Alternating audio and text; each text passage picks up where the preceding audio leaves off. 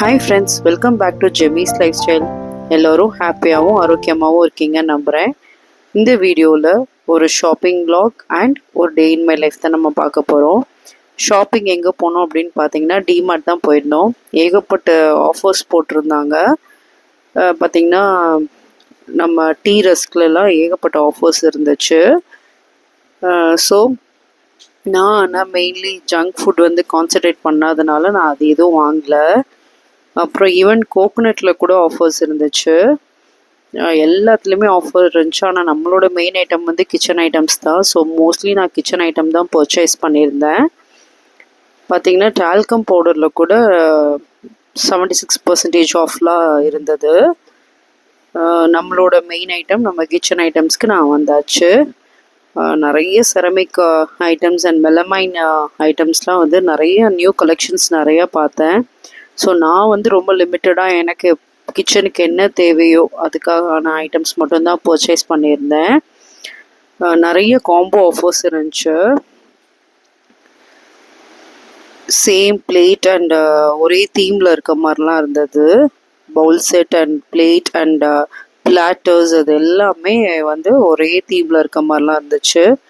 So இதெல்லாம் தான் நான் வாங்கின ஐட்டம்ஸ். நான் வந்து ஜங்காக எதுவுமே வாங்காமல் மக்கானா எப்போயுமே நான் வந்து டிமார்ட்டில் தான் ஈஸி அவைலபிளாக இருக்கும்ன்ட்டு அங்கே வாங்குவேன். ஸ்பூன்ஸ் எவ்வளோ இருந்தாலும் நம்ம பிள்ளைங்களுக்கு ஸ்பூன்ஸ் கொடுத்து விடும்போது அதை தொலைச்சி தான் வருவாங்க. எப்படி பென்சிலோ அதே மாதிரி தான் ஸ்பூனும். நெக்ஸ்ட் இந்த மெலமைன் பிளேட் பார்த்திங்கன்னா இது ரொம்ப டீலில் இருந்துச்சு. ஆக்சுவலாக இது ஒரிஜினல் ரேட் பார்த்திங்கன்னா 145 கிட்ட இருந்தது. அன்னைக்கு ஆஃபர் பார்த்திங்கன்னா 99 ருபீஸ்ன்னு நினைக்கிறேன். ஆமாம், 99 ருபீஸ் தான்.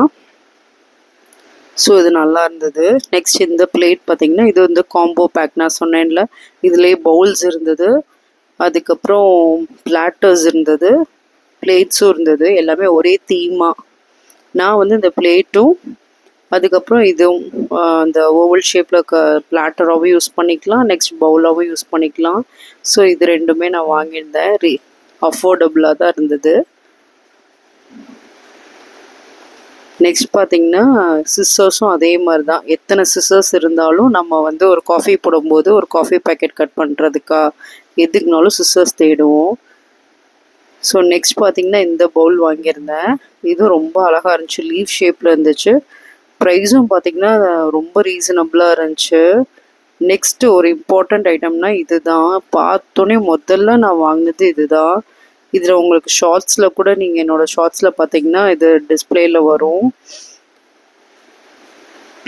ரொம்ப அழகாக இருந்துச்சு. ஒரு பீஸ் வந்து 22 ருபீஸ்னு நான் 6 பீசஸ் வாங்கியிருந்தேன். ஷார்ட்ஸில் ஒரு ரெசிபி இதை வச்சு நான் ஷூட் பண்ணியிருந்தேன். நெக்ஸ்ட் பார்த்திங்கன்னா இந்த டிவைடட் பிளேட் மர்மைட் தீமில் இருந்தது. என் பொண்ணுக்கு ரொம்ப பிடிச்சி இதை வாங்கினா. கிட்ஸுக்கு எப்படியுமே அவங்களோட தீம் உள்ள பிளேட்ஸ்னால் அவங்களுக்கு ரொம்ப பிடிக்கும். எப்படியோ எந்த பிளேட்லனாலும் அவங்க சாப்பிட்டா சரிதான், அதுதான் எல்லா மம்மியும் நினப்பாங்க. ஸோ அன்னைக்கு அவளுக்கு வந்து இந்த பிளேட் வாங்கியிருந்தேன். நெக்ஸ்ட் பார்த்திங்கன்னா இந்த ஸ்டோரேஜ் கிளாஸ் ஸ்டோரேஜ் கண்டெய்னர் தான். இது லாஸ்ட் டைம் நான் ஒரு பீஸ் மட்டும் வாங்கியிருந்தேன், 150 இருந்தது. இந்த டைம் பார்த்திங்கன்னா அது வந்து 159, கொஞ்சம் 9 ருபீஸ் வந்து ஜாஸ்தியாக தான் இருந்தது. அப்புறம் பார்த்திங்கன்னா இந்த green bowl. As a green லவராக வந்து எனக்கு க்ரீன் ப்ராடக்ட்ஸ் எல்லாமே ப்ராடக்டில் எது க்ரீன் இருக்குன்றத முதல்ல பார்த்துட்டு வேறு ஆப்ஷன் இல்லை அப்படின்னா தான் நான் அடுத்த கலர் ஆப்ஷன் போவேன். இந்த ரைஸ் ஸ்பூன் கூட 35 ருபீஸ்னு வாங்கியிருந்தேன். இந்த பவுலுமே அஃபோர்டபுள் போன தடவை வாங்கின ரேட்டு அதே ரேட்டில் தான் இருந்தது. ஸோ இதெல்லாம் தான் ஃப்ரெண்ட்ஸ் நான் வாங்கின ஐட்டம்ஸ். ரொம்ப தேவையான ஐட்டம்ஸ் மட்டும்தான் நான் பர்ச்சேஸ் பண்ணியிருந்தேன். ஸோ மக்கானா வந்து எப்போயுமே டிமார்ட்டோட ஆல் டைம் ஃபேவரெட்டுன்ற மாதிரி அங்கே வந்து வாங்குகிற மக்கானாவில் வந்து எந்த ஸ்மெல்லும் இல்லாமல் கொஞ்சம் நல்லா ஃப்ரெஷ்ஷாக இருக்கும் மற்ற ஷாப்ஸில் வாங்குறதோட.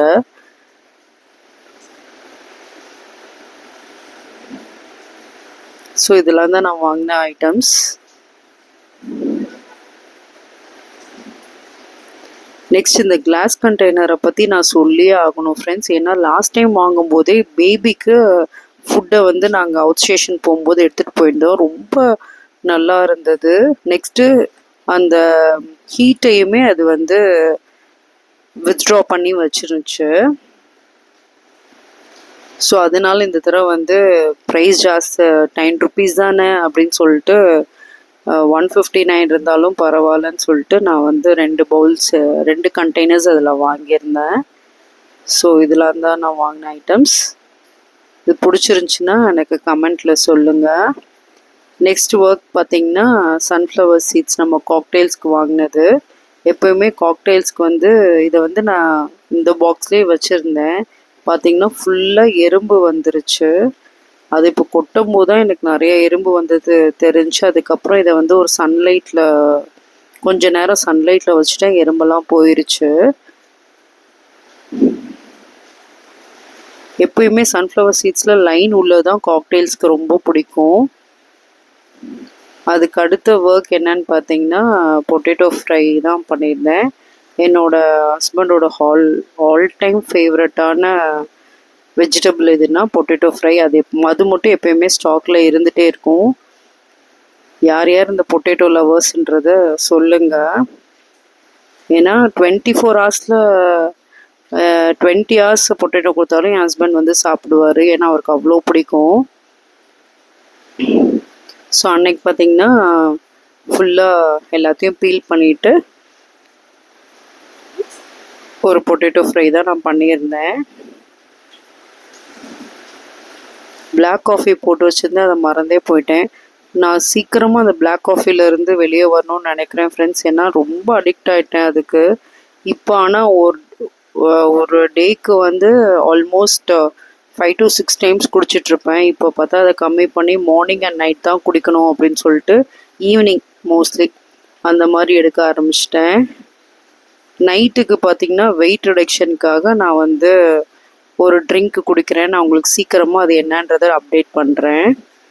ஸோ இந்த மாதிரி குட்டி குட்டியாக கட் பண்ணியாச்சு பொட்டேட்டோஸை ஃபுல்லாக.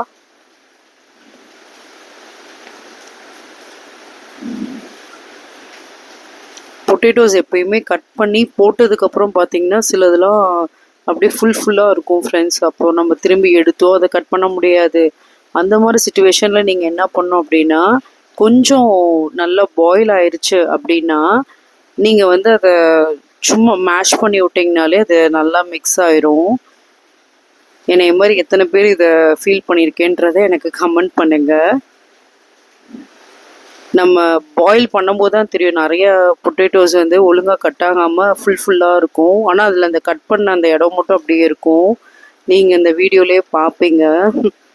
எப்போயுமே மசாலா பவுடர் ஆட் பண்ணும்போதும் ஃப்ரெண்ட்ஸ் ஃபஸ்ட்டு நம்ம மஸ்டர்ட் சீட் வந்து நல்லா பொரிஞ்சோடனே நம்ம பொட்டேட்டோ ஆட் பண்ணிவிட்டு கொஞ்ச நேரம் அந்த ஆயில்லையே கொஞ்சம் வதங்கினதுக்கப்புறமா நீங்கள் வந்து டர்மரிக் பவுடரும் சில்லி பவுடரும் ஆட் பண்ணிங்க அப்படின்னா உங்களுக்கு அந்த பொட்டேட்டோலேயே அது நல்லா ஸ்டிக் ஆயிரும். ஸோ உங்களுக்கு அந்த ரா ஸ்மெல் அடிக்காது பொட்டேட்டோவில். லிட் போட்டு கவர் பண்ணிவிட்டு அது நல்லா பாயில் பண்ணதுக்கப்புறமா நீங்கள் கொஞ்சம் எடுத்துட்டு அதுக்கப்புறம் லிட் போடக்கூடாது. அப்புறம் ஆயிலே நல்லா குக் பண்ணிட்டீங்க அப்படின்னா நல்லா கிறிஸ்பி ஆயிரும். லாஸ்ட்டாக தான் நான் எப்போயுமே வந்து சால்ட் ஆட் பண்ணுவேன் ஃப்ரெண்ட்ஸ்.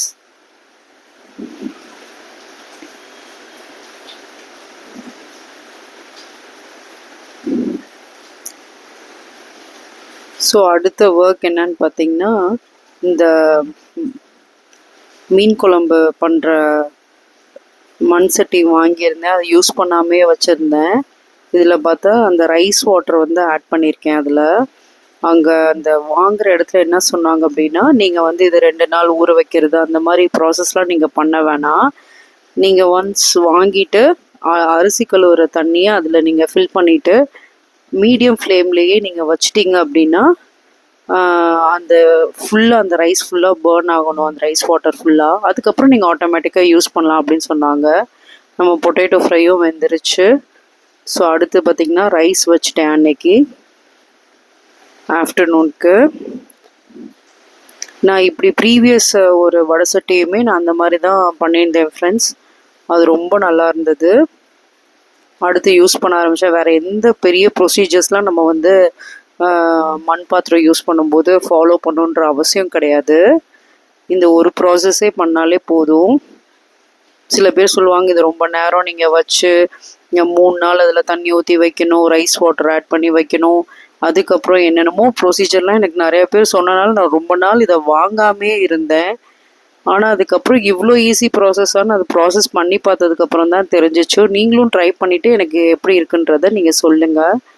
நெக்ஸ்ட் என் சின்ன பொண்ணுக்கும் அன்னைக்கு ரைஸ் வச்சு முடிச்சிட்டேன். அன்னைக்கு மத்தியானம் லஞ்சுக்கு பார்த்தீங்கன்னா ரைஸ், அப்புறம் தேங்காய் துவையல். என் ஹஸ்பண்டோட ஆல் டைம் ஃபேவரட் அது. மோஸ்ட்லி இதுதான் இருக்கும் அவர் இருந்தார்னா. அடுத்து பார்த்தீங்கன்னா பொட்டேட்டோ ஃப்ரை, ஆனியன் ரைத்தா, அதுக்கப்புறம் எங்களுக்கு முந்தின நாள் வச்சுருந்த ஃபிஷ் குழம்பு அண்ட் ஃபிஷ் ஃப்ரை. இது நானும் என் பொண்ணும் சாப்பிட்டோம். என் ஹஸ்பண்ட் வெஜிடேரியன், ஸோ அவர் ஒன்றும் சாப்பிட மாட்டார். ஸோ அடுத்த பாட்டிலும் நான் ரீஃபில் பண்ணி வச்சிட்டேன். சன்ஃப்ளவர் சீட்ஸ் எப்பயுமே இந்த மாதிரி லைன்ஸ் உள்ளதான் காக்டெயில்ஸ்க்கு கொடுக்கணும். ஸோ இந்த வீடியோ பிடிச்சிருந்துச்சுன்னா லைக் பண்ணுங்கள், ஷேர் பண்ணுங்கள், சப்ஸ்கிரைப் பண்ணுங்கள்.